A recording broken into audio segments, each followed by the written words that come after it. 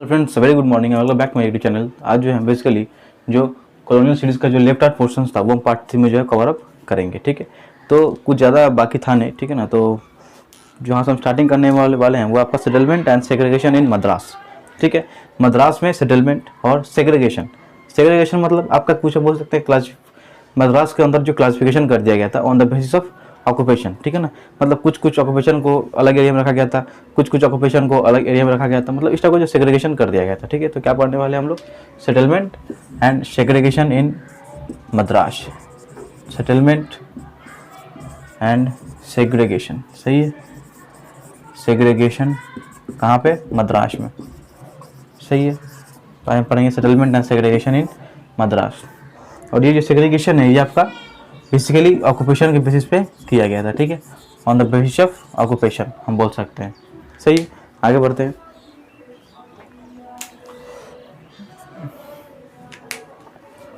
In 1639, the British constructed a trading post in Madraspatnam and the settlement known as Chennapatnam। ठीक है, trading post बनाया गया था मद्रासपट्टनम में। ठीक है, the company had purchased the right of settlement from the local Telugu lords Nayaks, और मतलब वहाँ का जो साउथ इंडिया का जो बेसिकली जो रूलर्स होते हैं, अभी जो लॉर्ड्स होते हैं उनको नायक्स बोला जाता था। ठीक है, तो यहाँ पे क्या बोला जा रहा है? The company had purchased the right of settlement from the local Telugu lords the Nayaks of Kalahasti. ठीक है, तो सेटलमेंट को जो मतलब बोल सकते हैं एक जो राइट होता है वो परचेस कर लिए थे। ठीक है, जो ब्रिटिश लोग थे वो परचेस कर लिए थे। किससे परचेस किए थे? जो वहाँ के जो लोकल तेलुगु लॉर्ड है, ठीक है, जो लॉर्ड थे नायक्स ऑफ कालाहस्ती से, सही है। Rivalry with French East India Company led to the British to fortify Madras. जैसे मैंने आपको पार्ट 2 में जो मतलब समझाया था, जो राइवलरी था या फिर हम बोल सकते हैं जो कंपटीशन प्रोवाइड कर रहे थे अदर्स जो कंपनी थे, यूरोपियन कंपनीज थे, उनके वजह से क्या करना पड़ता था? ईस्ट इंडिया कंपनी क्या करते थे, जो मतलब ब्रिटिश ईस्ट इंडिया कंपनी क्या करते थे, अपने जो सेटलमेंट है या फिर अपने जो इलाका को हम बोल सकते हैं बेसिकली फोर्टिफाई कर देते थे। ठीक है, तो मद्रास में भी ऐसा ही हुआ था, सही है। वो लोग अपने मतलब जो एरिया है उसको फोर्टिफाई कर दिए थे। चिंता द्रिपेद एरिया मीन फॉर वीवर्स, जो यहाँ पे सेग्रीगेशन बोला गया, अब यहाँ पे उसी का बात किया जा रहा है। ठीक है, देखिए क्या बोला है, चिंता द्रिपेद, चिंता द्रिपेद, ठीक है, मेंट फॉर वीवर्स। ये जो एरिया था या फिर ये जो रीजन था बेसिकली किन के लिए था? वीवर्स के लिए था। ठीक है, आगे बढ़ते हैं। The Washermanpet colony for of dyers. ठीक है, वाशरमैनपेट फॉर डायर्स। ठीक है, आगे बढ़ते हैं। Royapuram was a settlement for Christian boatman. ठीक है, रोयापुरम किन के लिए था? क्रिश्चियन बोटमैन के लिए। ठीक है, Royapuram was for Christian boatman. आगे बढ़ते हैं, क्या बताया गया है? The dubashis were Indians who could speak 2 languages, the local language in English, Paraiyars and Vanniyars from the labouring poor. ठीक है, और जो पराइयर्स थे, पराइयर्स एंड यहाँ बताया गया आपका वर्नियर्स। ठीक है, पराइयर्स और जो वर्नियर्स थे वो क्या फॉर्म किए? लेबरर्स। ठीक है, वो हम बोल सकते हैं ये जो रीजन था पराइयर्स और वर्नियर्स, वो लेबर्स का काम करते थे। ठीक है ना, उनका ऑक्यूपेशन लेबरिंग था। ठीक है, the Nawab of Arcot settled in near by Triplicane which became the nucleus of substantial Muslim settlement. ठीक है, जो आरकोट के जो नवाब थे वो मतलब ट्रिप्लिकेन के आसपास जो है सेटल कर गए। ठीक है ना, जो नवाब थे आरकोट के वो ट्रिप्लिकेन के आसपास सेटल कर गए। जो आरकोट के जो नवाब थे वो कहाँ सेटल कर गए? ट्रिप्लिकेन। ठीक है, ट्रिप्लिकेन के आसपास सेटल कर गए, और उनके सेटलमेंट के बाद जो बेसिकली जो आसपास का जो एरिया है वो आपका मुस्लिम एरिया बन गया। ठीक है, वो आपका मुस्लिम एरिया बन गया। ठीक है, यहाँ पे वही मेंशन किया गया है। आगे बढ़ते हैं।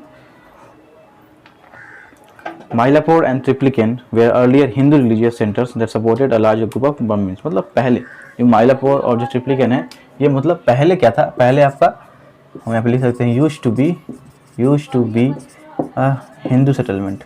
ठीक है, Hindu settlement which was dominated by Brahmans, Hindu settlement which was dominated by Brahmans, ठीक है।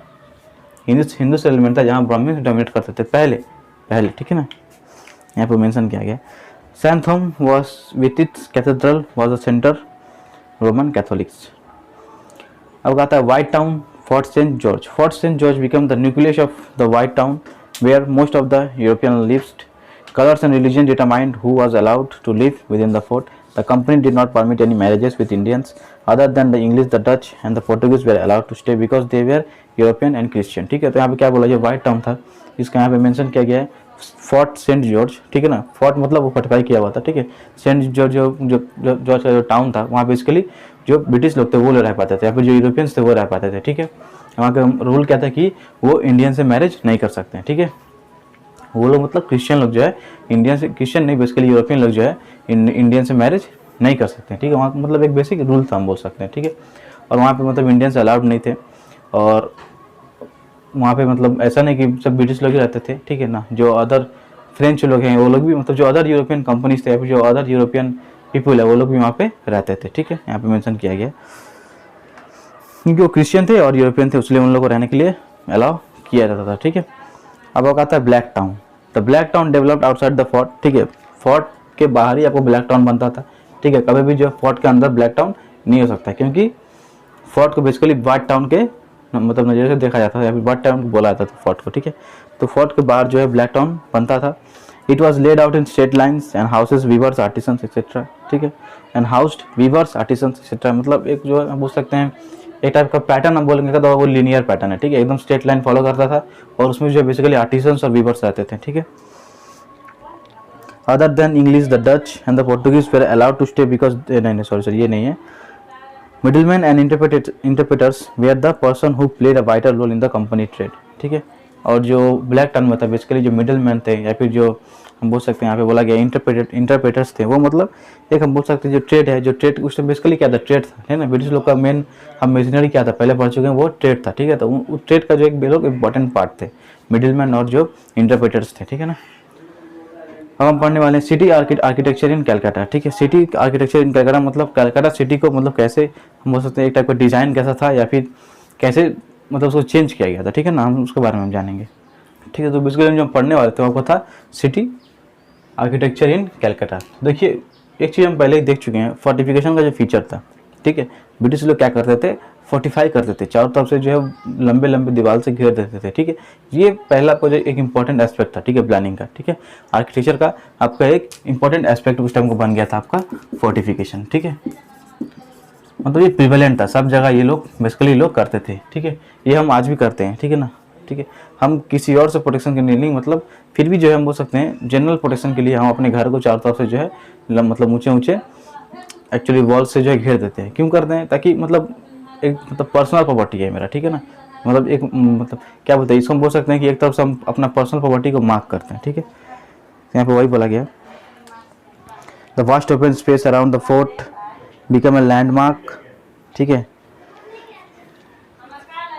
Calcutta's first significant town planning measure, मतलब इसको फोर्टिफिकेशन बोला गया है, वही बोला गया है। इन 1798 Lord Wellesley became the governor general, he build a massive place government house, ठीक है। उसके बाद क्या बन गया, गवर्नमेंट हाउस बन गया, ठीक है ना। गवर्नमेंट हाउस बना आपका, जहाँ पे जितना भी एडमिनिस्ट्रेटिव वर्क है वहाँ पे सब कुछ कैरिड आउट किया जाता था, ठीक है, गवर्नमेंट हाउस में। इसको किसने बनाया था, लॉर्ड वेलेस्ली ने।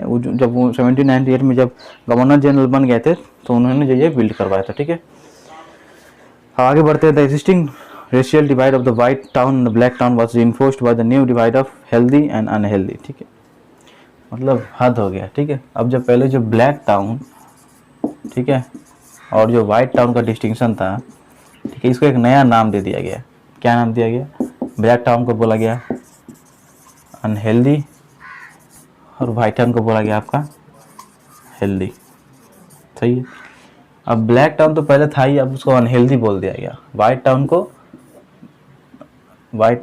को हेल्दी बोल दिया गया। तो समझ सकते हैं, ठीक है, समझ सकते हैं इससे कितना घटिया डिस्टिंक्शन है यहाँ पे, ठीक है ना।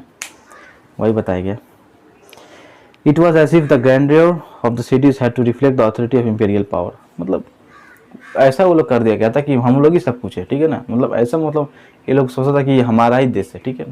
ये लोग मतलब क्या बोल सकते हैं, थोड़ा सा खुद भी थोड़ा इंसान को समझना चाहिए कि हाँ हम कहाँ से आए हैं, यहाँ पे क्या कर रहे हैं, ठीक है। नहीं, अब इंसान का फ़र्क है ना, वो लोग को कौन समझाएगा, सही है। अब जो हम लोग पढ़ेंगे सिटी आर्किटेक्चर इन बॉम्बे, ठीक है। बॉम्बे में जो सिटी का आर्किटेक्चर था, फिर सिटी का डिज़ाइन कैसे किया गया था, ठीक है, हम वही पढ़ेंगे। तो बेसिकली यहाँ पे क्या बोला गया, towards the beginning of the 20th century a new hybrid architectural style developed which combined the Indian with the European, ठीक है। मतलब 20th सेंचुरी के हम बोल सकते हैं एंड में, ठीक है, फिर जो बिगिनिंग में हम बोल 20, अरे यार अब जो हम पढ़ने वाले हैं आपका है सिटी आर्किटेक्चर इन बॉम्बे, ठीक है। तो बॉम्बे में जो आर्किटेक्चरल डिज़ाइन कैसा था, या फिर जो बिल्डिंग्स उस टाइम बनते थे वो बेसिकली आप पे कैसे थे, वही हम पढ़ेंगे, ठीक है। देखिए यहाँ पे क्या मेंशन किया गया है, towards the beginning of the 20th century new hybrid architectural style developed which combined the Indian with the European, ठीक है। देखिए 20th सेंचुरी के बिगिनिंग में जो है एक हाइब्रिड आर्किटेक्चरल डिज़ाइन मतलब बना, ठीक है। देखिए हाइब्रिड बेसिकली क्या था, हाइब्रिड वर्ड का मतलब क्या है, हाइब्रिड कम बनता है जब हम दो चीज़ को मिक्स करते हैं, और जो दोनों चीज़ जो होते हैं, मान लीजिए ए है और बी है, इसको हम क्या करेंगे, मिक्स करेंगे। तो हाइब्रिड तभी बनेगा जब ये दोनों डिफरेंट स्पीसीज़ के होंगे, ठीक है ना। ये दोनों अगर डिफरेंट स्पीसीज़ के होंगे तभी जाके जो हाइब्रिड बनता है। अगर एक स्पीसीज के होंगे तो क्या होगा, कॉमन बनेगा, ठीक है ना। अगर एक स्पीसीज के होते हैं तो ये कॉमन बन जाएगा, कोई दिक्कत, कोई मतलब इसमें स्पेशलाइजेशन नहीं होगा। लेकिन अगर डिफरेंट स्पीसीज के होते हैं तो ये जो हाइब्रिड बनेगा, ठीक है। तो इसमें कौन कौन से स्पीसीज नहीं, बेसिकली यहाँ पे जो कल्चर की बात किया गया है, इंडियन और यूरोपियन दोनों को कंबाइन करके जो है एक टाइप का हम बोल सकते हैं आर्किटेक्चरल डिजाइन बना था, ठीक है। उसके लिए इसको यहाँ पे हाइब्रिड बोला जा रहा है, सही है। This was called Indo Saracenic, Indo मतलब हिंदू, सार्सेनिक मतलब आपका मुस्लिम, मतलब इंडियन और मुस्लिम, हिंदू और मुस्लिम का जो एक टाइप का बोल सकते हैं जो आर्किटेक्चर जो डिज़ाइन था, दोनों को कंबाइन कर दिया गया, ठीक है।